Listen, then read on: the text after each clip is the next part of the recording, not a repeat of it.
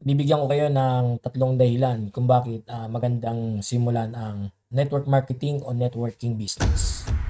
Number one, ang networking business lang yung nag-o-offer na pwede mo siyang gawing sideline.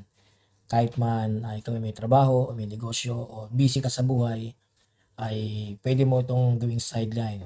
Kasi number one, maliit ang kapital. Pangalawa, pwede mo siyang i-maximize through Facebook and social media. Yan, pwede ka rin magsimula kaagad. Hindi na masyadong mahirap dahil meron ng sistema ang network marketing, susundan mo na lang. Dalawa, ang network marketing kasi ay nag-o-offer ng ano, ng mga trainings, free trainings actually. Marami kang matutunan kung ikaw ay wala pang experience sa pagninegosyo. Pag napasok kasi sa network marketing at umattend ka ng mga trainings ay malaking impact ito sa iyong mindset, sa pagkatao at made-develop yung iyong skills sa pagninegosyo. Kaya kung wala ka pang idea o skills, wala ka pang experience, much better simulan mo mag-join sa network marketing para marami kang matutunan. Saka isa pa rito, marami kang taong makikilala, so maka-connect ka sa iba't ibang klase ng tao. Merong negosyante, merong estudyante, may mga empleyado, saka mga professionals, marami diyan. So, marami kang makikilala. So, 'pag magtatayo ka balang araw ng business, maaari mo silang maging contact. Saka ang maganda sa network marketing ay meron na silang, mga magagandang sistema na proven na ituturo na lang sa'yo at 'pag sinundan mo maaari ka ng kumita ng pera. Saka yung pangatlo na dahilan, bakit mo kailangang magsimula network marketing kasi ang network marketing ay may mga sari-sarili na silang produkto. Kahit anong klaseng network marketing, maganda kung sasali ka, mag-join ka, yung meron ng produkto at siyempre dapat ang produkto maganda at, talagang makakatulong sa mga tao.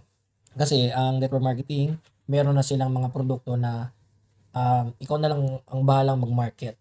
Meron din silang mga logistic, meron mga dropshipping, meron mga free delivery.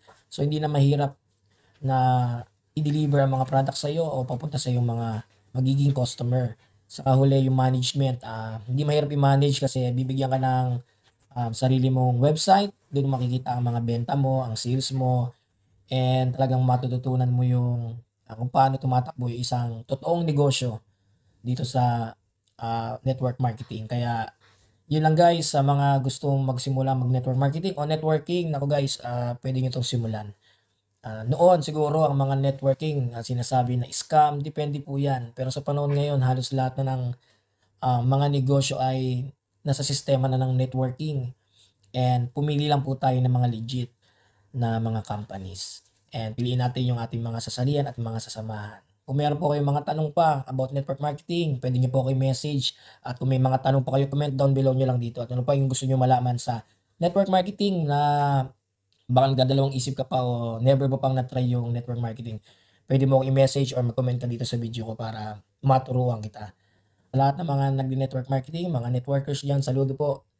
Ako dahil, pinipili po natin na gumawa ng mga legal o maghanap buhay tayo ng marangal kaysa gumawa tayo ng masama at, kung anong klaseng bagay na lang yung ating gagawin. So, maraming salamat po sa panonood ng video na ito. Kung gusto mo ng mga ganitong klaseng video, please follow me at, nagbibigay rin po ako dito ng mga free GCash sa aking mga followers. Maraming salamat po. Magandang gabi po sa inyong lahat. Kuya Ace Guariña po.